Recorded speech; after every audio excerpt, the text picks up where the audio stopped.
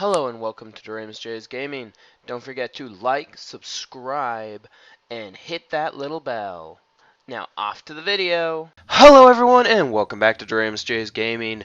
We are here with another episode of Who Will Win, the challenge series that I started, where we are seeing what units are better than other units in a 1 versus 1 fight.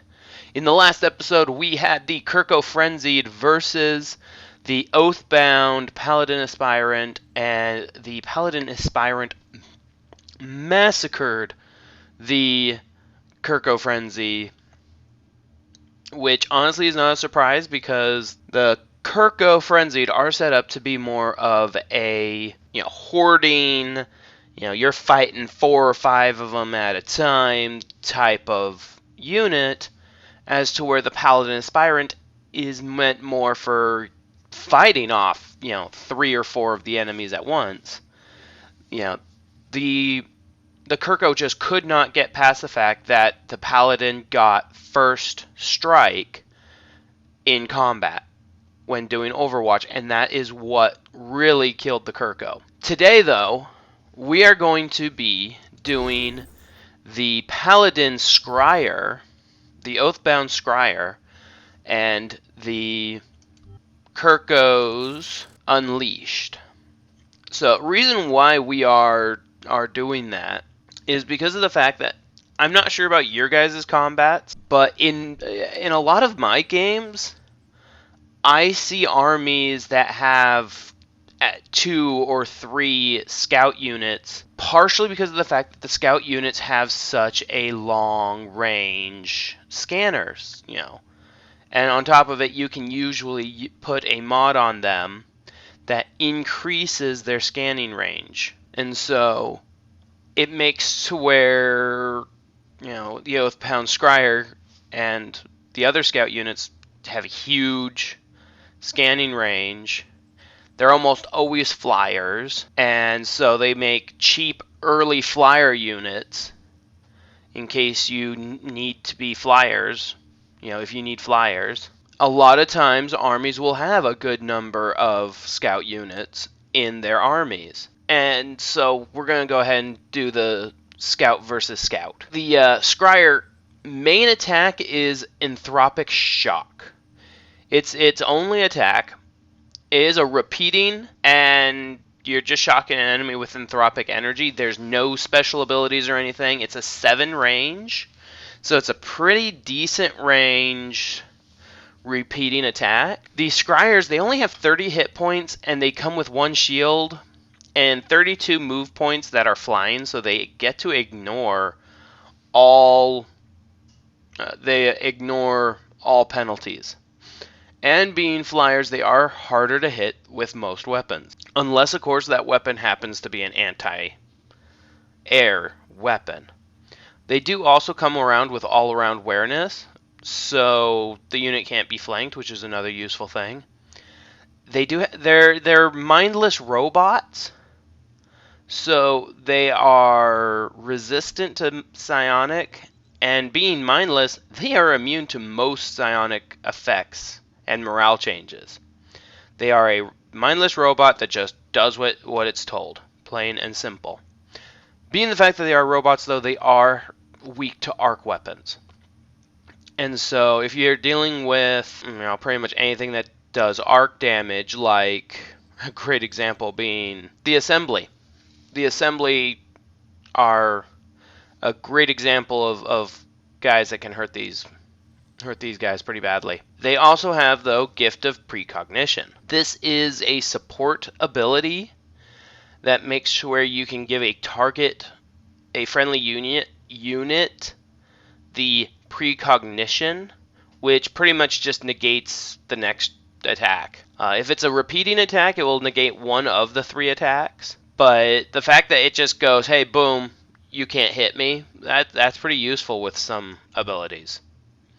Now, the Kir'Ko Unleashed has 2 attacks, Ravage and Gunk Shot. Gunk shot is actually an anti-air, which gives a 20% increase on damage and a 20% increase on accuracy when targeting flying units. It's a repeating attack as well, so it's 3 attacks. Normally it is 6 damage, but if we're targeting a flyer, it's gonna be like 7 or 8 damage. You can give these guys some mods to increase the damage of their gunk shot as well, and you have a very cheap anti-air unit right here. Their upkeep is really low and they're cheap to make, so these guys tend to come in pretty useful just as an anti-air unit. But they also have a melee attack, Ravage, which is a high impact staggering attack that is also repeating, and being the fact that it's melee, it bypasses shields, which the Oathbound tend to actually hold on to quite a bit. They also have more hit points at 35, and they go with armor and not shielding, so only psionic attacks tend to get past that. And much like most of the other Kir'Ko, they do have swarm shield, so again, they are meant for a group that's swarming the target. So it's a swarming unit with a swarming tactics, but they also have gunk shot that's an anti-air and a melee attack, which can be useful if you get yourself into melee combat with an air unit, because you're staggering them and capable of doing overwatch. The Unleashed is pretty useful. They are pretty weak though, they are pretty easy. Let's go ahead and see who's going to win in a one-on-one fight. They are again equal power. Personally, I have a feeling that it's going to be the Kir'Ko this time. The Kir'Ko have a long-range attack that is anti-air, and I think that is what we're going to need, is that anti-air ability. Okay, so we're going to go ahead and let this guy move forward. He'll get first shot with only a 35% chance of hitting, though. Right, he doesn't have any kind of anti-air or anything. I mean, I can switch to gunk shot. I have a 70% chance of hitting, and it does 7 damage. So let's go ahead and just gunk shot him. He does have armor, though. He does have shielding, so that was going to lower, and it lowered by 3. Available.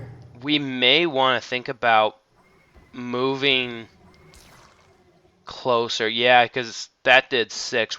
I think it would probably be a good idea to go ahead and give a good impact stagger. And, you know, that's going to now... I'm stuck in Overwatch. I move away, I have to get Overwatched. I shoot him, I get Overwatched. So, yeah, I think this time... I think this time the Oathbound are going to go down. Our forces are there we victorious. go. Yeah, the Oathbound went down. So apparently the Oathbound Scryer is actually not as good as the Kir'Ko Unleashed. And its biggest issue, the biggest issue was the fact that the Scryer has no anti-air weapons. It does not have the ability to damage air units as well, or hit them as well. And so if you've noticed, you know, out of all the shots that we fired, most of them actually missed. And I mean, if I moved him a little bit closer, he might have been able to hit a little better, maybe, but at the same time, he missed a lot.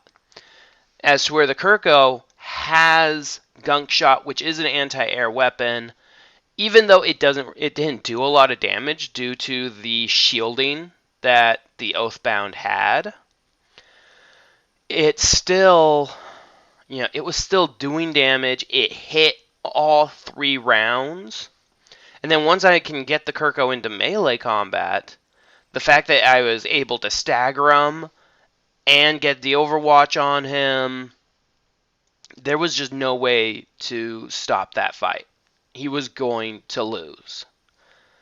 And so, in this particular case, the Kir'Ko Unleashed, with the fact that it has anti-air capabilities and a melee attack, is what ended up winning the day. So, thank you so much for watching. If you guys enjoyed this video, please remember to hit the thumbs up button, subscribe for more videos, and do not forget to leave a comment down in the comment section. And hit the little bell to get notified of when I post new videos. The next episode is going to be the Paladin Protector. Reason why I'm going with the Paladin Protector is they're the next guy that you can build. They're the next guy that you build just by building the building. You don't have to do any research whatsoever.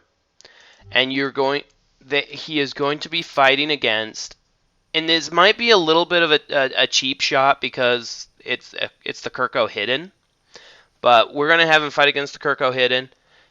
If you guys think that is a good idea, please please tell me in the comment section if you think I shouldn't change, if I should change who they're fighting against, or if I should keep it that way. Otherwise, thank you so much for watching. Have a great day.